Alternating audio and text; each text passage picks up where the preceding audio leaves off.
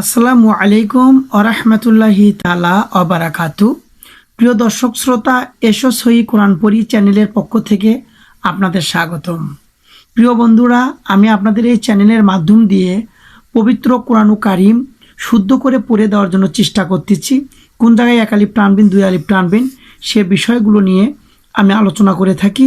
আপনাদের যে নামাজের ভিতরে যে সূরা কেরাতগুলো বলেন, সে বিষয় নিয়েও আমি কথা বলি এবং প্রত্যেকটা সূরা কোথায় এক আলিফ টানবেন, কোথায় দুই আলিফ টানবেন, এটা সুন্দর করে আমি আপনাদের এই ভিডিওর মাধ্যম দিয়ে শিক্ষাদান করতেছি।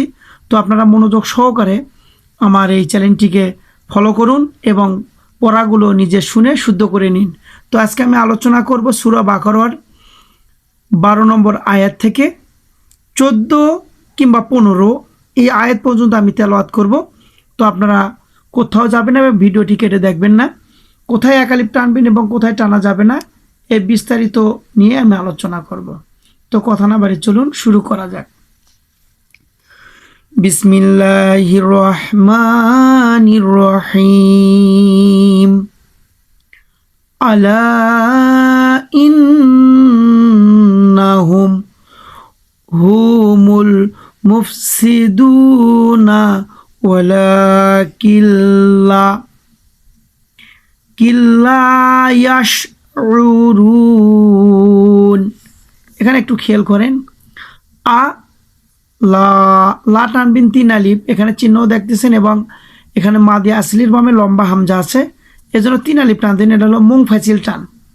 আলা ইন্না, এখানে নুনের উপর তাজদিদ গুণনা করা ওয়াজিব, এক আলিফ গুণনা করবেন।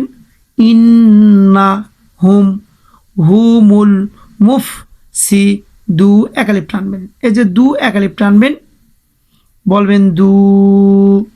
পেশের বামে ওয়াসিকিন আছে, এটা মাদে আসলে এক আলিফ টানবেন। না ওয়া লা, এক আলিফ টানবেন। লামের উপর খাড়া জবর, এক আলিফ টানবেন মাদে আসলে। এখানে দেখেন নুন থাকে না বামে, লামের উপর তাজদিদ আছে, এটা ঈদগম, তাই বলবেন কিল্লা। কিল্লা এক আলিফ টানবেন। এখানে লা এক আলিফ টানবেন, কারণ জবরের বামে খালি আলিফ আছে, এটা মাদে আসলে এক আলিফ টানবেন। তারপরে বলবেন ইয়াশ, ইয়াশ উ, আইন হলকের মধ্যতে গলা চিপা আদায় করবেন, তাই উ ইয়াশ উরুন। এখানে 3 আলিফ টানবেন, থামার জায়গা আছে। এখানে দেখেন পেশার মা ওয়াসিন মাদে আসলি বামে 8 দি সেকেন্ড, তার মানে এটা হলো মাদে 8 দি 3 আলিফ টানতে হবে, তাই টানবেন। এই যেভাবে টানে দিলাম এভাবে টানবেন। এবার দেখেন ওয়া কোনো টান নাই। ইদা, এই যে জাল জিব্বার আগা থেকে নরমভাবে আদায় করবেন, তাই বলবেন ওয়া ইদা। যা জিব্বার আগা থেকে আদায় করবেন ঠিক আছে, কিন্তু এক আলিফ আবার টানবেন মাদে আসলির জন্য। ওইলা, এখানে কি এক আলিফ টানবেন আর কপটা জিব্বার গোড়া থেকে মোটাভাবে বলবেন ওইলা, এইভাবে।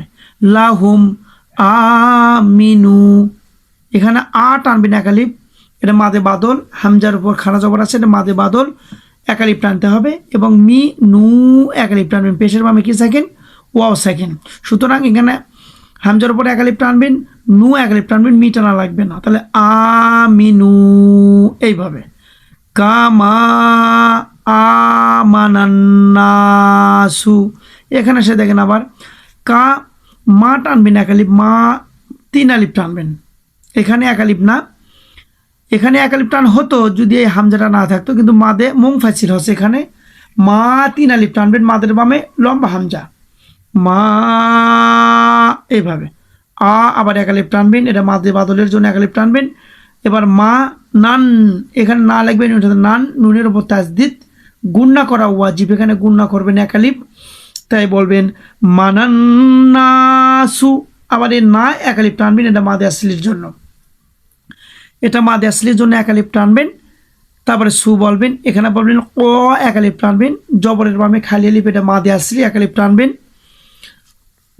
তারপরে এখানে দেখেন লু, লু লাগবে ওয়ার সাথে, কি হয় লু, এখানে টানবেন 3 আলিফ, কারণ মাদে মুনফাসিল হবে। এখানে উপরে চিহ্ন দেখতেছেন বা এখানে নিয়ম হচ্ছে মাদে আসলির বামে লম্বা হামজা হলে 3 আলিফ মাদে মুনফাসিল, এখানে বলবেন অলু, এইভাবে। আ নু, এখানে হামজার উপর সাকিন আছে, ওয়ার উপর যে হামজাটা দেখেছেন এর উপর সাকিন আছে, এখানে সাদিদা করে পড়তে হবে, তাই বলবেন আ নু, নু এইভাবে, নু এইভাবে। মিনু কামা, এখানে 3 আলিফ টানতে হবে, কেননা মাদে মুনফাসিল হবে। এবার আসেন, এখানে বলবেন আ, 1 আলিফ টানবেন, মাদে বাদলের জন্য 1 আলিফ টানবেন। মাদে আসলে হামজার সাথে পাওয়া গেলে তার নাম মাদে বাদল হয়, 1 আলিফ টানবেন।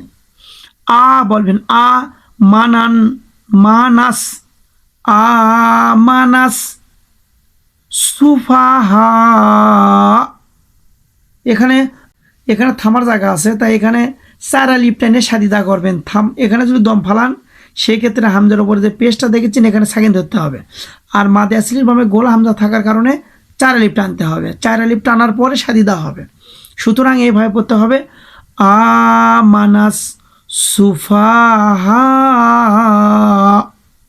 এইভাবে। এবার আসেন আ লা, এখানে 3 আলিফ টানবেন, লা 3 আলিফ টানবেন, কারণ এটা হচ্ছে মাদে আসলির বামে লম্বা হামজা, তাই 3 আলিফ টানতে হবে। 3 আলিফ টানবেন, তাই বলবেন আলা ইন্নাহুম, ইন্নাহুম। এখানে আবার নুনের উপর তাসদিদ গুণ্য করা ওয়াজিব, 1 আলিফ গুণ্য করবেন। তারপর বলবেন হুমুস, হুমুস সুফাহাউ। এখানে হা 4 আলিফ টানবেন, কারণ মুত্তাসিল টান, এটা মাদে আসলির বামে গোল হামজাটা মুত্তাসিল টান হবে, 4 আলিফ, উপরে 4 আলিফ চিহ্ন দেখতেছেন, তাই বলেন সুফাহাউ। ঠিক আছে। ওয়ালা, লা টানবেন 1 আলিফ, কারণ লামের উপর খাড়া জবর আছে, এজন্য 1 আলিফ টানবেন মাদে আসলি। কিল, এখানে নুন সাকিনের ঈদগম, লামে করলো ঈদগম, তার মানে আপনার নুন সাকিনের বামে তাসদিদ লা অক্ষর দেখতেছেন, তাই এই কাপ লামের সাথে লাগানো লাগবে, তাই বলবেন ওয়ালা কিল্লা ইয়ালামুন। এখানে দেখেন ওয়া লা 1 আলিফ টানবেন মাদে আসলির জন্য, কিল এই নুন সাইন বাদ দেবে, কিল লা 1 আলিফ টানবেন, লা 1 আলিফ মাদে আসলির জন্য, ইয়া এখানে আইন গলা চিপা আদায় করবেন ইয়া, তারপর বলবেন লা, তারপর বলবেন মুন। এখানে দেখেন মাদের বামে 8 দি সেকেন্ড, 3 আলিফ মাদে 8 দি, এখানে 3 আলিফ টানতে হবে, থামার জায়গা আছে, নুনের উপর থেকে জবর বাদ দিয়ে মনে মনে সেকেন্ড ধরতে হবে, তাই মাদে আসলির বামে 8 দি সেকেন্ড, মাদে আসলির বামে মনে মনে সেকেন্ড ধরলে তাকে 8 দি সেকেন্ড বলা হয়, এর জন্য এখানে 3 আলিফ মাদে 8 দি 3 আলিফ টানবেন। অবশ্যই বুঝতে পারছেন, এবং এই চ্যানেলটা দেখে যদি আপনাদের ভালো লাগে এবং বন্ধু বান্ধবদের কাছে শেয়ার করতে পারেন, তবে অবশ্যই আপনারা সবের ভাগিদার হতে পারবেন এবং সৎকেই জারি হিসেবে আপনার আমল নামায় সব হবে। পরের লাইনে আসেন, এখানে বলবেন ওয়া ইদা, ওয়া ইদা 1 আলিফ টানতে হবে। আর অবশ্যই খেয়াল রাখবেন জাল আদায় করার সময় জিহ্বার আগা থেকে নরমভাবে বলবেন এইভাবে। তারপর বলবেন লা কুল, এখানে কয়েকটা অক্ষর ফাঁকা আছে, এগুলো বাদ দেবেন। উল কেন ফাঁকা এটা পরবর্তীতে জানতে পারবেন। উল, এখানে জিহ্বার গোড়া থেকে কপটা উচ্চারণ করলে হবে উল, কোনো টান নাই। লা রি না, এখানে রি জেরে বামে আসেন 1 আলিফ মাদে আসলি, এখানে আপনি 1 আলিফ টানতে পারবেন।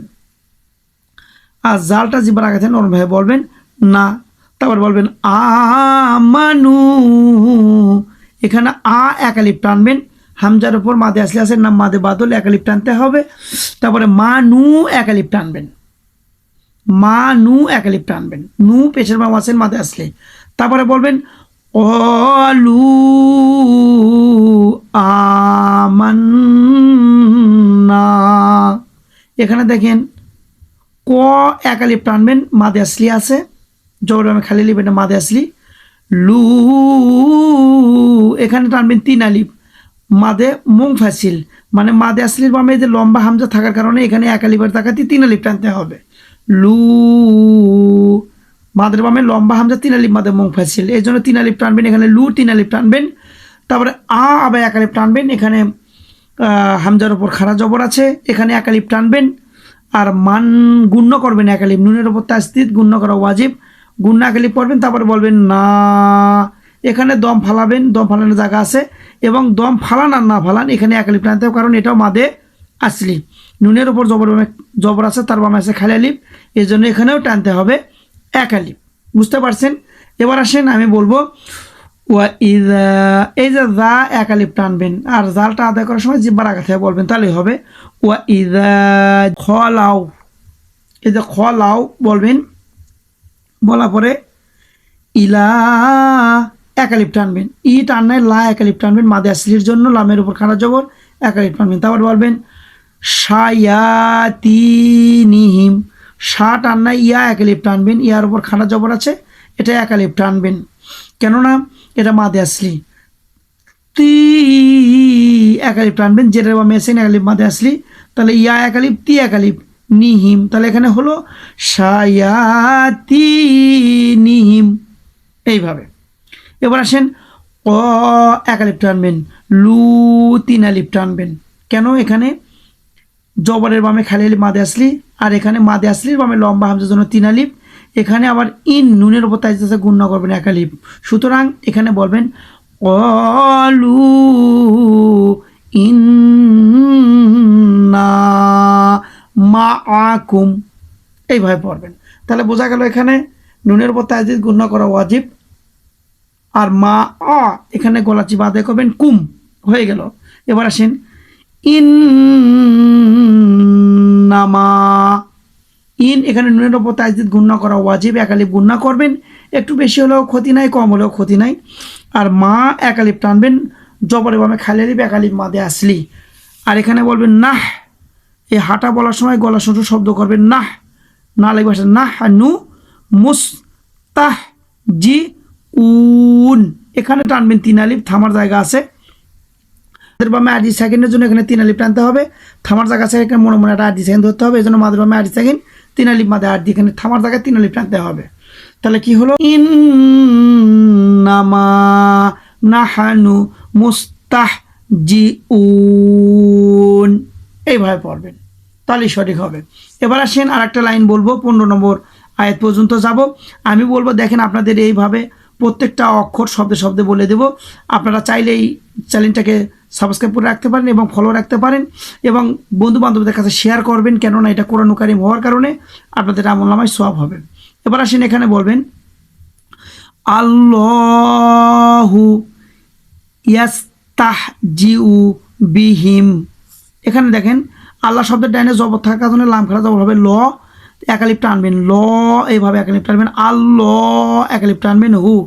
এবার ইয়াস্তাহ জি উ, এখানে কোনো টান নাই, বিহিম ওয়া ইয়া মুদ্দুহুম, কোনো টান নাই। ফি এখানে এক আলিফ টানবেন, জেরের বামে কি সাকিন ইয়া সাকিন আছে, এই জন্য এক আলিফ টানবেন। তারপর বলবেন তোগ, তোগ ইয়া, তোগ তু লাগবে গয়নের সাথে, এবার তোগ ইয়া, এই ইয়া টানবেন এক আলিফ, কারণ এখানে জবর বামে খালি লেব আছে, এক আলিফ মাদে আসলে। এবার বলবেন নিহিম, কোনো টান নাই। ইয়া মাহুন, এখানে দেখেন ইয়া, এখানে আইনটা গলা চিপে আদায় করতে হবে, মাহুন তিন আলিফ টানবেন, এটা মাদে 8 দি, মাদের বামে 8 দি সেকেন্ড তিন আলিফ টানতে হয়, থামার জায়গার আগের অক্ষরে জবর থাক যে থাক সেটা বাদেটা মনে মনে সেকেন্ড ধরলে, মাদে আসলির বামে মনে মনে সেকেন্ড দিয়ে বললে তিন আলিফ টানতে হয়, এর নাম মাদে 8 দি। ইয়া মাহুন। এ পর্যন্তই, ভালো থাকুন, সুস্থ থাকুন, আসসালামু আলাইকুম ওয়া রাহমাতুল্লাহ।